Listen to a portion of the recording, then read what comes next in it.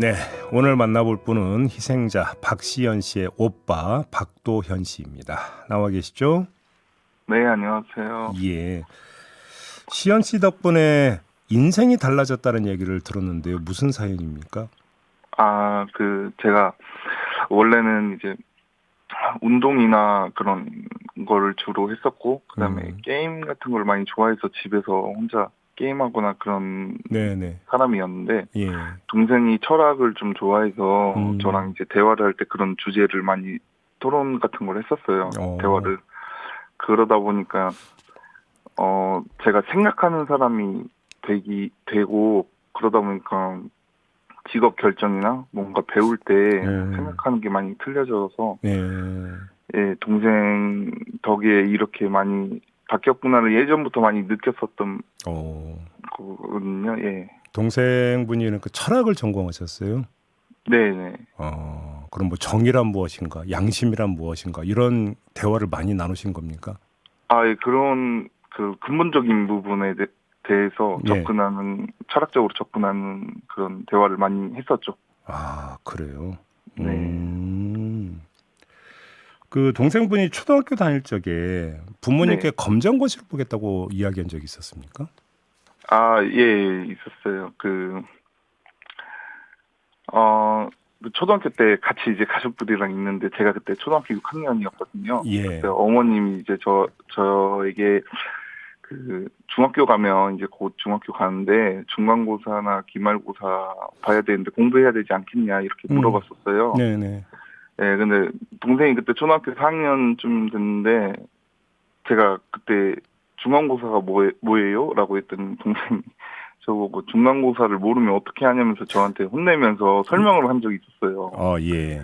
근데 동생이 그때 이제 검정고시라는 단어도 이미 알고 있었고 초등학교 4학년이 예.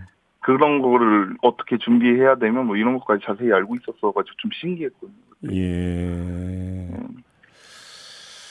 아, 이 동생분하고 함께했던 시간 가운데 가장 기억에 남는 장면이 있다면 어떤 걸까요? 어, 동생 추억이 있었더라면 되게 많은데 네. 사실 참사가 일어나고 나서는 되게 그런 생각이 안 나더라고요. 꺼내고 싶어도. 근데 오. 지금은 이제 동생과 관련된 사람하고 대화를 하고 생각이 많이 나긴 하는데 예. 그 중에서 이제 하나 생각하자면은 동생이 무슨 일이 생길 때마다 제가 좀 이렇게 급하게 뛰어나가거나 일하다가도 막 뛰어나가서 도와주고 그랬었던 게 생각나요. 뭐 구급차가 불러가지고 같이 병원도 가고 그런 적이 예, 생각나는데 예. 근데 그때는 10월 29일에는 제가 목포에 따로 살고 있었고 음. 그때 알자마자 5시간 가까이 운전을 해서 서울로 올라갔는데 참사 당일에. 예, 예. 근데 그리고 나서도 서울에서 6시간 넘게 계속 헤매고 하다가 마지막에는 안치소에서 누워있는 동생을 봤거든요. 어허. 근데 그런 이제 동생을 많이 도와주고 그랬던 추억들이 있는데 그때는 그렇게 하지 못해가지고 너무 예. 가슴이 아픈 그런 추억 때문에 음. 가끔은 좋은 추억도 많은데 남매처럼 좀 못되게 굴고 했던 기억들도 좀 남기도 하고 해서 예. 그 속에서 좋은 추억을 꺼내기가 쉬운 게 아닌 것 같아요. 지금. 요즘 뭐 이제 그 유행하는 말로 이른바 현실 남매 장면들. 예, 네, 음. 맞아요. 그렇죠. 여러 가지 장면들이 다 머리에 떠오르겠죠, 당연히. 네. 아무튼 그 동생 생각날 때마다 어떻게 하세요? 찾아가세요? 많이 자주 가는 편이라고 해야 되나? 한 달에 음. 몇 번은 가는데, 어허. 근데 서로 떨어져서 지낼 때는 2-3시간 통화를 하거나, 아니면 만나면은 밤을 새서 대화를 할 정도로 친했거든요.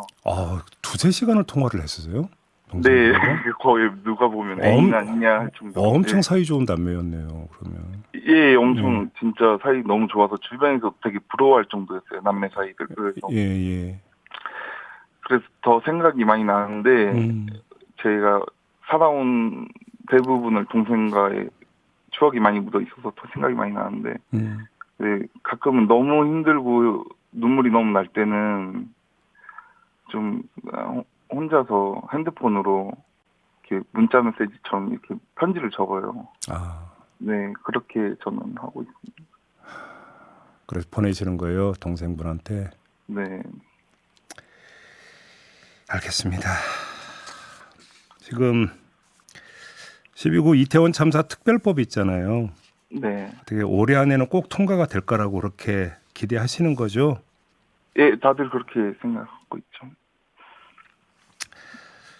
아, 물론 그 임시국회 뭐 첫 본회의 날에 이 특별법을 처리할 수 있도록 노력하겠다.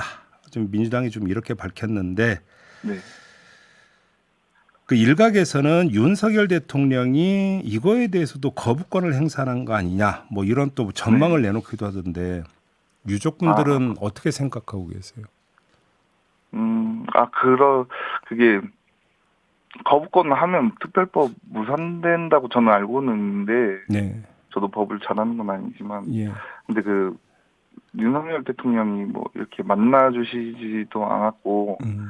뭐 일주기에도 정치적이라면 참석하지 않았던 거 다들 아는 사실이기도 하잖아요. 예. 그래서 거부권을 행사하지 않을 거라는 확신이 없거든요, 음. 사실. 음. 예, 가족들이 좀 우려를 하죠. 진짜 그러면은 너무한 거 아니냐라는 마음을 졸이는 정도로 생각을 하죠. 저희가 뭐 더 힘이 있는 것도 아니고, 예, 그러니까 설마 하고 제발이라고 하는 두 가지 마음이 교차를 하겠네요. 설마 네, 거부권 행사할까?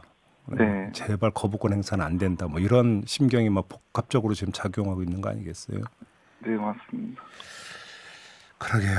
그 강승규 전 시민사회 수석이 네, 라디오 인터뷰에서 네, 윤석열 대통령이 유족들을 만나면 어떻겠냐는 질문에 충분히 만나는데 정치 세력들이 끼어 있어서 상황을 봐가면서 소통했다 이렇게 이야기를 했거든요. 이 네. 발언 접하셨죠?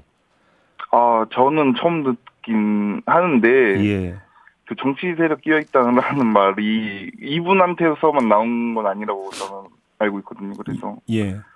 예, 그런 말은 많이 들었었죠. 이런 그 자꾸 이런 식의 어떤 생각, 뭐 이런 식의 표현이 나오면 어떤 생각이 드세요? 저는 비공개 간담회가 있었거든요. 그러니까 이태원 참사 있고 얼마 안 돼서 네, 유가족들 몇 분 이렇게 해서 그 여당 몇 분들과 비공개 간담회를 네, 네 가졌었거든요. 있었어요. 예, 예, 기억나요. 예. 예, 그때 유가족들이 호소하고 있는데 어떤 의원은 핸드폰 하고 있고 어떤 의원은 자고 있었거든요. 근데 아이고, 그게 예, 카메라가 없으면 그렇게 하시는 분들인데 네, 저희 도와주시는 분들을 정치 세력이라고 할 그런 자격이 있는지 정말 저는 그게 묻고 싶거든요. 예. 이런 얘기를 아마 제가 처음 하는 걸 수도 있을 거예요. 예, 지금 이 얘기를. 근데 예. 옛날에 있었던 일인데, 핸드폰 하고 있었고 어떤 의원은 자고 있었다고요? 예, 근데 그런 일이 있었습니다. 실제로.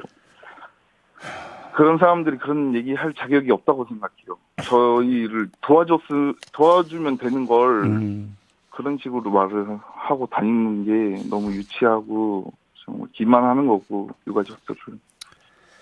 근데 우리 사회가 참 세월호 참사도 있었고 12구 참사도 있었고 그 뒤에 또 오송 참사도 있었잖아요.